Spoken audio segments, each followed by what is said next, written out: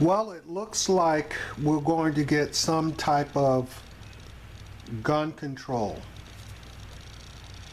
And the reason that we're going to potentially get some type of gun control is that they are marrying the issues of terrorism with gun control. And it looks like they're doing so successfully.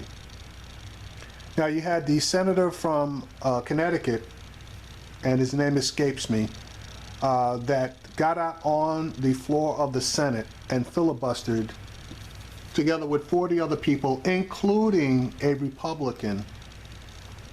And he filibustered long enough for the leadership in the Senate to realize that they had a tiger by the tail this particular time, and the American people basically have had enough of this. So there's going to be a vote on Monday on 4 individual measures. 2 of them they give a fairly decent chance of passing.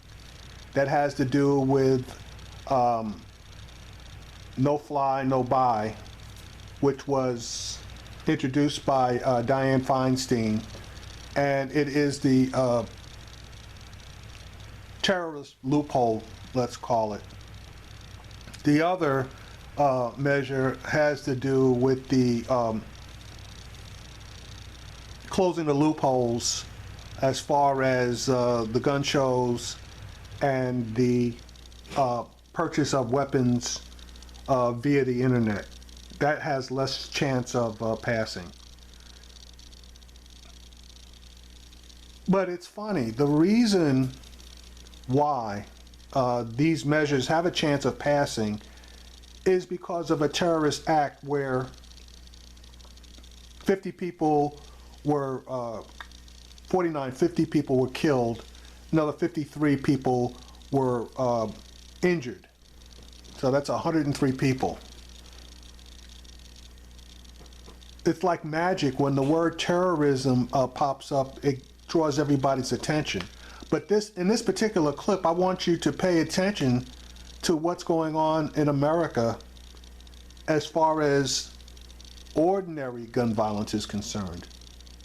Just days after the worst mass shooting in this country's history, a new NBC News SurveyMonkey weekly tracking poll taken after the tragedy finds 1 in 4 Americans, 24%, rank terrorism as the issue that matters most to them right now. That number has doubled since last week. Half of those polled also support a temporary ban on Muslims who are not American citizens from entering the United States, though we should point out that the shooter in Orlando was born here in the United States, born in New York. When asked about their views on gun laws, 61% said they support stricter gun control laws. 3 out of 5 respondents said they support a nationwide ban on the sale of assault weapons. Okay, those polls, those are sheeple polls. People have knee-jerk reactions based on current immediate events. I'd love to see those polls about 30 days from now to see exactly where they stand. And I'm willing to bet that support on the ban of assault weapons drops. I'm willing to bet that the ban on Muslims entering the country drops. I'm willing to bet that all of those polls show lower support than they do right now, because those polls were taken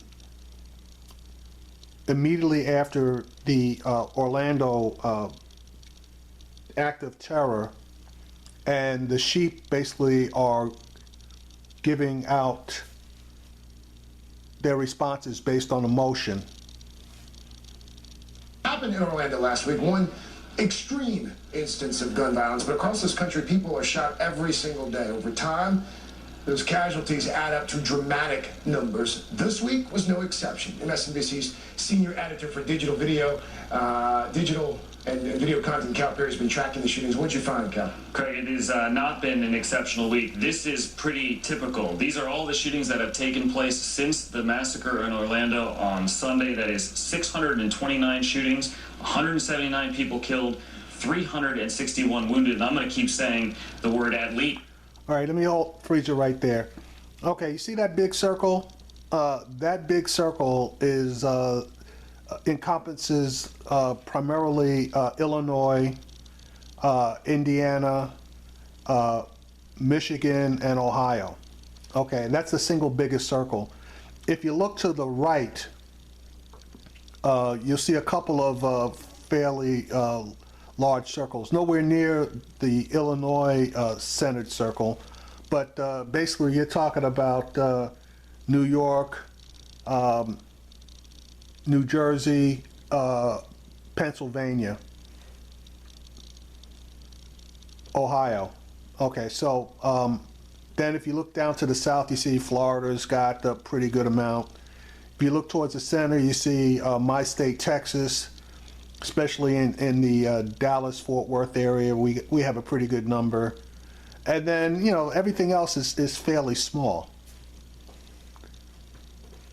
Because this is getting updated all the time. Every 17 minutes, someone in this country is killed by a gun. Let's go to the number of mass shootings just since Sunday, and we'll go ahead and show you those. There have been 5 mass shootings, again, by the FBI's definition, 4 or more people who have been either wounded or killed. And there's been 5 mass shootings since Orlando, one of them in Oakland. This was actually a memorial service for a group of young boys, one of them who drowned on Memorial Day. And that memorial service was shot up. At least 1 teenage girl was killed. Another 3 were wounded. Let's take a look at Florida, the state of Florida, since the Orlando shooting. 54 shootings alone in the state of Florida, at least 10 people killed, another 19 people wounded. Take a look at this. Since Charleston, since the mass shooting in Charleston 1 year ago today, there have been 337 mass shootings in this country, killing at least 403 people, wounding at least 13. All right, so now I want you to take a look at that map. Okay, other than what looks like 8 states, I'm sorry, and if you add Alaska and Hawaii, 10 states. Every other state, which I guess would total about 40, there's been a mass shooting in 40 of the 50 states, yet Congress refused to act on this. It's like they didn't give a shit about regular people being killed in mass shootings, but again, you throw the magic word terrorist into the mix, and now people want to start jumping up and down. So again, my hat's off to the senator from Connecticut that did the filibuster for the 15 hours. But if he had filibustered for 15 hours 2 weeks ago, he wouldn't have seen the light of day. Timing is everything. And again, as they link the two subjects together, gun control and terrorism, that's what looks like is going to be the cause for some type of meaningful gun control to be put in place, at least to prevent terrorists on certain lists from being able to get their hands on guns. 1,500 more, but this is about people, Craig. A lot of this is about children. At least 18,000 children and teens are injured or killed each year. I want to introduce you to one of them, Kamaya Jemison. You see her there. She was shot twice in the head last Wednesday in Meridian, Mississippi, while she was sitting in her car seat inside her car. She's in intensive care at a hospital right now in Jackson, Mississippi, and we are pulling for you. All right, so that's another face that needs to be seen coast to coast to help us make a decision to tell the NRA to go fuck themselves, and that meaningful legislation needs to be done. Now, don't get me wrong, okay? I am a gun owner. I have numerous handguns. I have AR-15s. I have a bunch of other stuff. So obviously, I'm in support of people being able to get an AR-15. And if they do pass a gun ban, more than likely, people's ability to maintain what they have will be maintained, so that people who don't have those types of weapons are going to make a massive run to go pick them up. And that happens every time there's any type of measure or mention of gun control. They did a recent local story regarding a small gun shop that normally would sell 2 or 3 AR-15s per week. And once word got out about a potential deal on legislation was concerned, they were selling 15 per hour. 15 per hour. I mean, again, America, we love our guns. Most of us are knowledgeable, conscientious gun owners. Some of us are not. We need to take special care in who we allow to acquire weapons. I'm a Second Amendment guy, but I'm a reasonable Second Amendment guy. In my mind, I had to go through a background check.